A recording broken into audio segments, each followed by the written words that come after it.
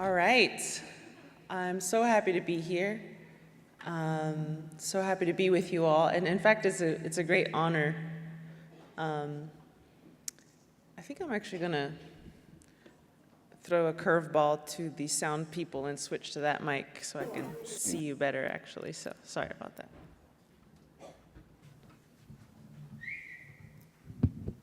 Oh, that was easy.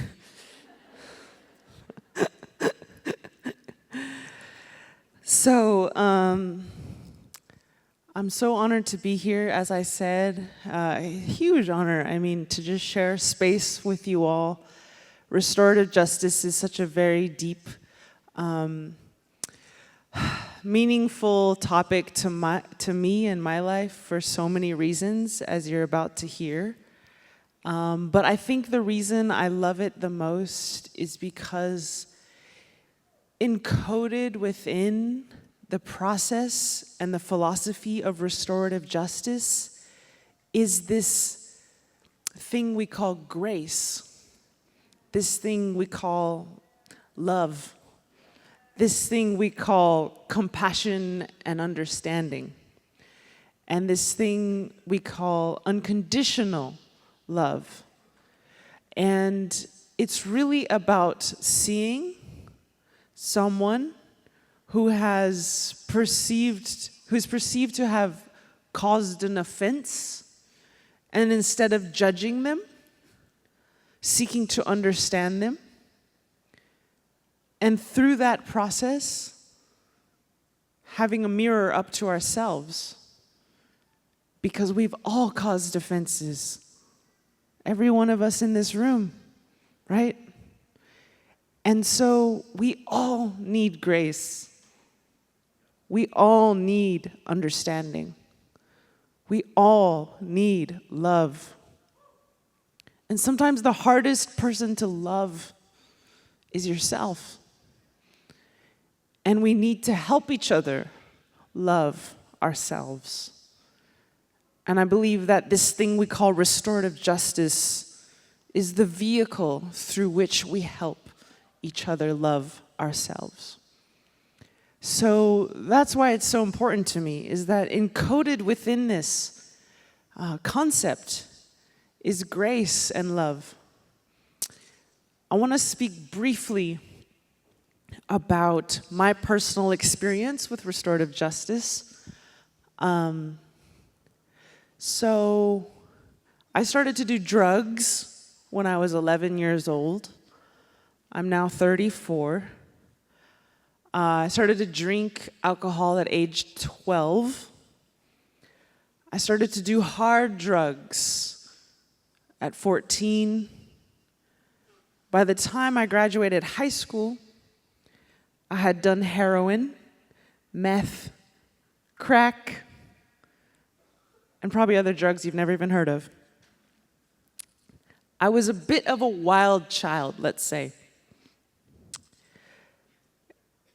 And somehow, because in my family it was acceptable to live kind of a double life, you know? What do they call it? Business in the front, party in the back. I still got straight A's every year of high school. I still went to Stanford University. From the outside, I looked successful. But on the inside, I was deeply, deeply broken. By my freshman year of college, I was drinking every day, smoking probably half a pack of cigarettes a day, wearing big, dark sunglasses, because I didn't want anyone to see into my eyes, because I felt so unlovable, so broken. Because when you're drunk for so long, from age 12 to 18, You go to the parties, bad stuff happens, right? People put stuff in your drink, you can't stand up, they take advantage of you. But instead of placing the blame on the person who was willing to put the thing in my drink, I turned all that blame inward on myself. I felt like a bad woman. I felt like a tainted woman. I felt like it was my fault. If only I hadn't drank that night, that wouldn't have happened. If only I had said no, that wouldn't have happened. If only I had said no louder, that wouldn't have happened. If only I had said no in a different way, that wouldn't have happened. If only I had done a karate chop, that wouldn't have happened. I found all these creative ways to blame myself for the abuse that I was experiencing as a brown woman in the party culture. Very dangerous, right? Just being a brown woman in general is dangerous. But, so anyways, by my freshman year, I was a shell of a human being. Sophomore year, I started to carry these things out to others. I became a bad influence to others. I wanted, misery loves company, they say. So I was getting others involved in my drug addiction. The younger freshmen when I was a sophomore, I was bringing them into my world of despair instead of being a good role model to them. And frankly, I was not a very positive or contributing member to society. And guess what happened? Through a great turn of events, I ended up getting a huge injury where I couldn't walk for 2 months. I broke my hip and my spine. And I was forced to really reckon with my life. And I finally said a prayer, and I said, Creator, would you please get me sober? I don't want to do this anymore. And all this help came my way. Mentors, elders, messages from the world, from the universe, if you will. And guess what these elders told me? They did not tell me, oh, you're doing drugs, you're sharing drugs with others, you're a bad girl, you need to go to jail.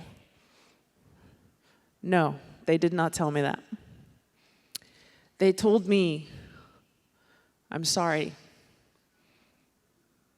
I'm sorry for everything you've been through. I'm sorry your parents divorced when you were 4. I'm sorry your father incested you and drugged you from a young age. I'm sorry that you're standing back up from 500 years of attempted genocide on your people. I'm sorry that this world has not seen your body as sacred. I'm sorry that you have had to struggle alone for so long. We love you. We're here for you. We want you to be with us as family. And we are going to help you heal. They said drug addiction is not your problem. Your problem is the pain you carry from a life of abuse that you use drugs to escape from. So to help you get sober, we're going to help you heal what has happened to you. And one of the most powerful things they told me was, do you want to be a warrior for the Creator? Because everything you heal in yourself, you will then have the power to help others heal in themselves. Do you want to be a warrior for the Creator? A warrior of peace, a warrior of compassion, a warrior of healing? And I said, oh, yes, I do. I'm not doing anything else with my life, just sitting here smoking cigarettes. They said, okay. They said, well, you're going to be a better warrior if you're sober, because it's hard to fight in the battlefield when you're drunk, when you're high. And we want you to be the sharpest arrow that you can be for your people, for your community, for Mother Earth. Will you be that warrior for your people?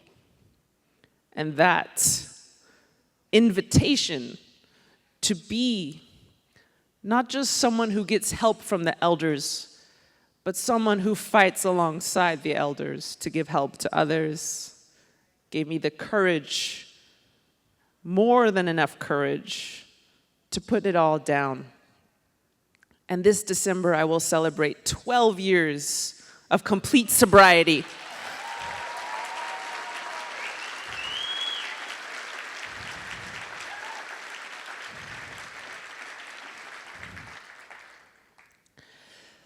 And so, obviously, restorative justice means a whole lot to me. In every single person, there's so many stories that sometimes even that person doesn't even know fully. If you had asked me when I was 20 years old, when the elders found me, if I had been abused, I would have said, no, I'm fine. I had a great life. In fact, I used to tell people I had a perfect life. Whenever someone says they had a perfect life, it's a little suspicious. Usually it's covering up something. And so we each have so many stories, and it's hard for even the person who has lived the stories to understand them, much less us third-party observers to understand each person. And this is why I think they encourage us not to judge each other, because we don't know what this person has been through. Now, you all are engaged in the practice of healing people in some form or another. And that is a brave practice. That is a noble practice. That is something our world desperately needs. And I am so honored, truly, to stand among you. As for Indigenous peoples, according to a recent report published last year called The Over-Incarceration of Native Americans, Roots, Inequities, and Solutions. Native people are the most likely demographic in the whole country to be shot by the police. Black folks are killed by the police twice as much as white folks in same situations per capita. Native folks are killed 3 times as much by the police as white folks per capita. And so in our own homeland, in our own land, we are also incarcerated. In North Dakota, Native men are incarcerated 7 times more than white men. And Native women are 6 times more likely to be imprisoned than white women. And that makes Native women, interestingly, having the highest incarceration disparity of any demographic in the country. I could have been incarcerated. Native women have the highest incarceration disparity of any demographic in the country. How freaking crazy is that? When this is our land, we are the matriarchs of this place, and yet So many of us are in prison. And if I had been incarcerated, I couldn't be with you all today. And so I just want to be a living example of why your work is so important. So important. Because there's so many people who deserve and need that grace that I was afforded. And so why can't we change the world? Why can't we create a huge landslide of understanding in this country? Look how many of us there are in this room. If we acted as one force, in unison, why couldn't we change policy? Why couldn't we change the laws? Why couldn't we create a different situation for our people? Why couldn't we liberate the thousands upon thousands upon thousands of people who, as our brother earlier said, their time is being taken from them? Why can't we set the captives free from this judgmental and punitive system? Why not? We have the power. We have the ability. And when we work together, we can do it. Why can't we be the ones in this generation to change the world? Why not?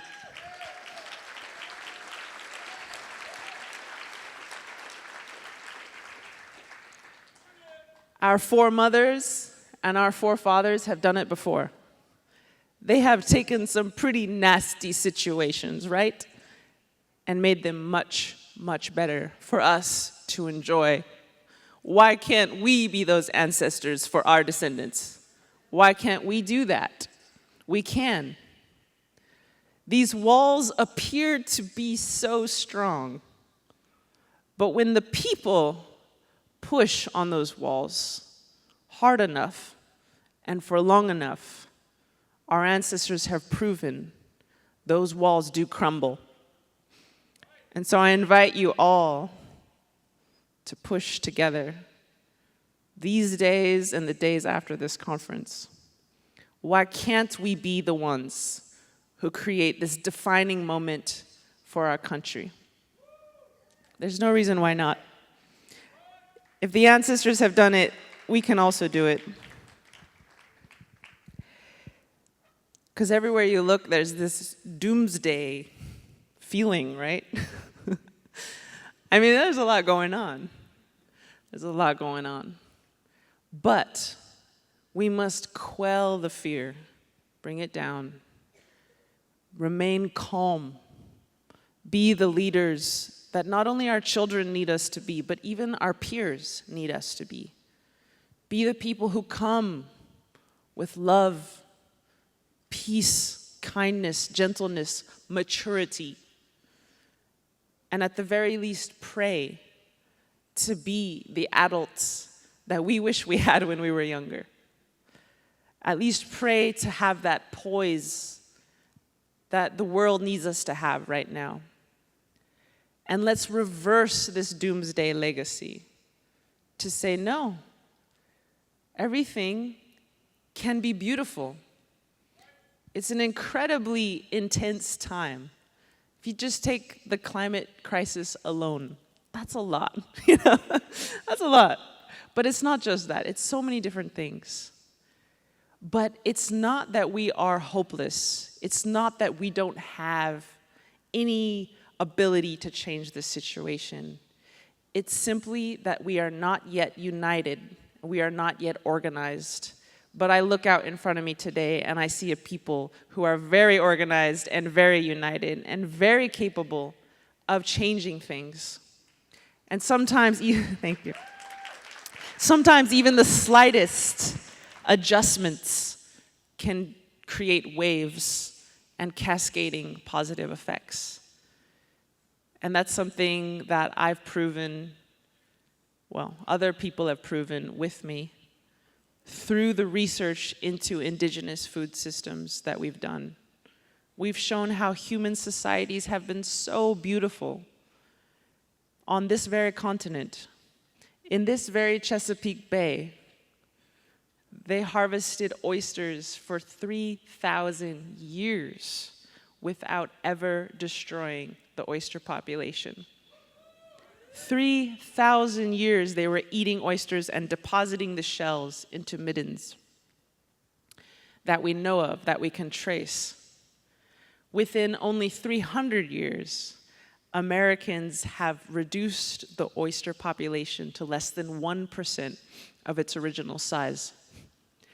And so, depending on our compass, depending on our rudder, the intention with which we step to each morning and each day, we can either create immense destruction or immense abundance. And so all it takes, I believe, is to click our hearts out of fear and into love, out of shame and into responsibility, out of mediocrity and into excellence, out of apathy and into hope, and into reverence, which I love that we opened up with ceremony. It's so, so beautiful. And so when we step into that type of energy that brings healing, that brings hope, so much can change. I bet if we restored the indigenous practices and the indigenous ethic to this Chesapeake Bay, we could bring back oysters, we could bring back the beautiful horseshoe crabs that were once all over this place, the fisheries. So it's not that we're hopeless, it's not that we don't have the power, it's just that we need to click back into compassion. And when enough people do that, landslides can happen, prison doors can open, children can have the families they needed. And make no mistake, this will be challenging. One of the most dangerous things you can do is to fight for freedom. One of the most dangerous things you can do is to fight for healing. Because there are many sentinels guarding the gates, right? But what's the alternative? To just sit on the couch and give up because it's dangerous and scary? No. We are going to rush those gates and give it everything we have. And if we go down swinging, because our children deserve that.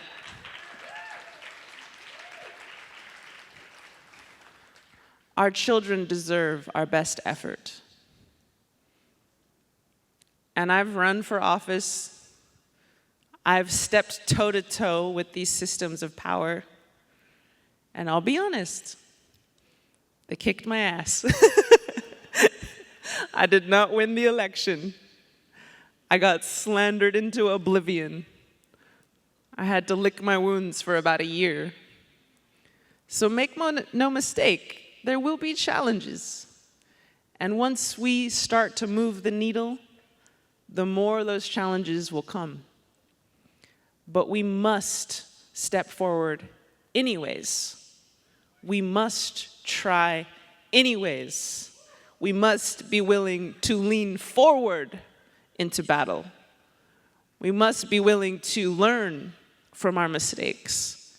We must be willing to push against those gates. And even if we fail, failure is only momentary, because you can stand back up the next day and try again, armed with more knowledge, more experience, more institutional know-how of how to break these gates open. And our ancestors have broken them open before. It was 1978 when indigenous peoples were finally allowed to pray legally with the American Indian Religious Freedom Act.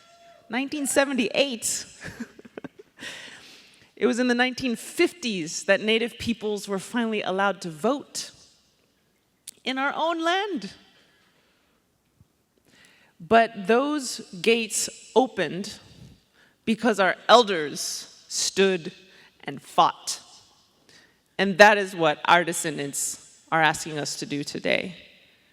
So please join me to stand up and fight with all of our heart, with all of our might, and most importantly, doing it with love, kindness, compassion. Because those are the medicines, I think, that can break gates open the most efficiently. And just like water, it seems gentle. Water seems a little ineffective, like it caves, but that water over time can cut open stone. And that water of love is what I believe is going to cut these gates open. And so the last thing I want to say is a little bit of a mind bender. We all know white supremacism is a lie. But we also know it's really freaking in our faces all the time. I myself am half white, so I have to own my own privilege here, my own inheritance of that privilege. On my father's side, I'm part white. So this myth of white supremacism, any supremacism is a myth, whether it's male supremacism or white supremacism or human supremacism, this idea that humans are more important than other life forms. But it's so in our face. And I'm so upset with it every single day. But I'm going to challenge us today to apply restorative justice even to our captors. That's a crazy idea, I know, it's maybe a little uncomfortable. But what have they been through? Let us ask ourselves that. What have they been through? As I started to research my European history, because I was like, wait, I have a lot of European ancestors. What's going on back there? I found that the Roman expansion and the ways in which the Romans talked about pagan cultures is carbon copy of how Europeans talked about my native ancestors. They said the Scottish were barbarians. They said the Welsh were savages. And 1,000 years before the Spanish conquistadors were killing indigenous peoples in the name of Christ, all throughout Mexico and into California, the Roman Emperor Constantine was murdering people in the name of Christ throughout Europe. And the Roman Empire co-opted the beauty and the peace of Christ and fashioned it into a distorted weapon. And so when we look at Europe, they went through 2,000 years of open warfare. Dog eat dog hoarding, fear which created a culture of scarcity and a mass accumulation of wealth. And we also have in Europe the Black Death, which wiped out 1/3 of Europe overnight. Can you imagine 1/3 of us disappearing overnight? A huge trauma. You have the witch burnings, where they estimate that millions of women were persecuted, sometimes burned alive, sometimes drowned alive, sometimes tortured, and always marginalized as objects to be owned, just for having a birthmark in the wrong place, just for having not getting pregnant soon enough after marriage. And it was really, really unsafe to be a woman during the Dark Ages. And so my parting question is this: how can we not only liberate our own people from these unfair and unjust systems, but, and this is a controversial question, perhaps, how can we seek to liberate our oppressors from their own self-hatred, from their own trauma, from their own pain, from their own intergenerational inheritance of cycles of violence. And I believe the way that we do that is to always face our oppressor with that same compassion and understanding that my elders showed me when I was 20 years old. And to ask them not what's wrong with you, but more what happened to you. Who stole your roots? Who stole your languages? Who stole your sisters, mothers, daughters? And to heal, to come as a force of healing, not only for ourselves, but even for our so-called enemies, and to come back as one, as those 4 colors show on the drum that I showed earlier. And so that's my parting suggestion, and perhaps controversial opinion, is to also look at our own jailers with compassion and understanding and ask, what have they been through? Thank you for your time, and have a great few days.